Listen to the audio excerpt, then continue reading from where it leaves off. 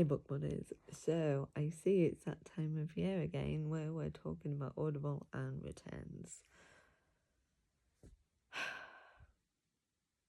Guys, come on. When you look at who you were taking advice from, please pay attention to their content, to the comments of the videos. If they say have a video where they're giving you a hack for listening to more audio, and then in the comments they say that they are in Audible jail because they have returned so many audiobooks that they have been flagged by Audible. Does that not tell you everything you need to know? They are not in this community for this community. They are not in this for the authors, especially indie authors. They're not here for the voice actors. They're here for what they can get for the least amount of money.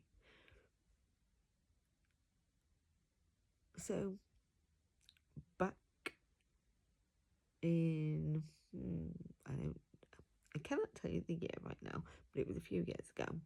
And I know this may be news for some of you that are newer to the audiobook community, and that's fine. This is not a you weren't here when. This is just purely for information purposes. So a few years ago, there was a big uproar because Audible have this stupid policy and authors were having to pay back royalties for audiobooks way after they had been out in the world, way after they'd been purchased, and it wasn't fair. And so, if memory serves, a bunch of indie authors got together and said, hey Audible, come on. And Audible reviewed their policy and changed it so that if a book is purchased and returned within 7 days, the author does have to pay back the royalties. But if it is returned after 7 days, then they do not have to pay back those royalties. But how many of these books that these creators are talking about have they literally listened to, returned, got another one, listened to, returned, got another one, listened to, returned? Because, they're treating Audible like a lending library, which it's not. They have a library part to it. But using a credit like that is not what it was designed for. It was designed for those that were listening to a book, didn't jive with the voice actor or with the story, and could get their money back. Or their credit back. Not to listen to the whole thing. Like, who does that?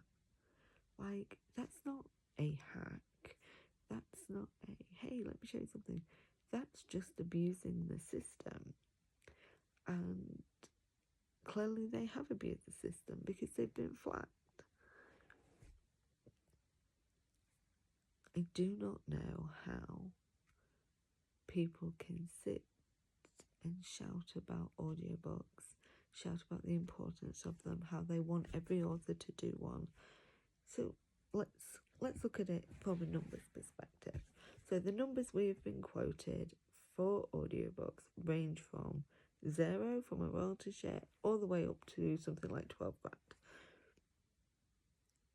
Where do you think the author is getting that money from in order to fund that audiobook?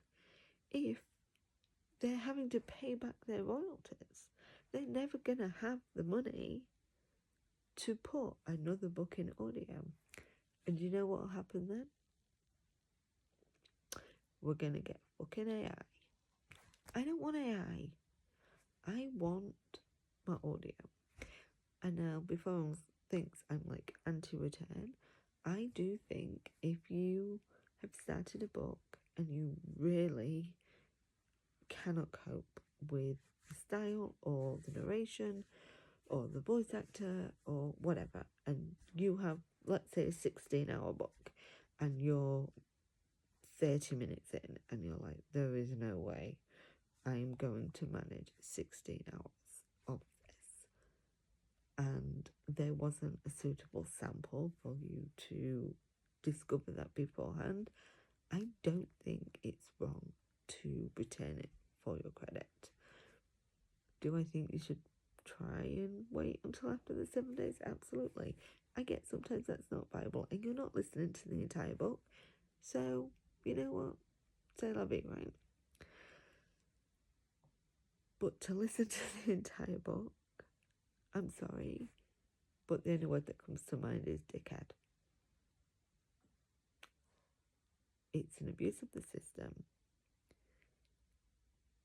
It is going to cause more and more authors to say that audiobooks are not worth the hassle or the money that it takes to create them. And I find that really disappointing. And to be honest, the people that are doing this as a hack, to me, are not the people that we want in the audiobook community, because they don't stand for the same things we stand for. And that is supporting our voice actors, supporting our indie authors, and having our audiobooks available in a human voice.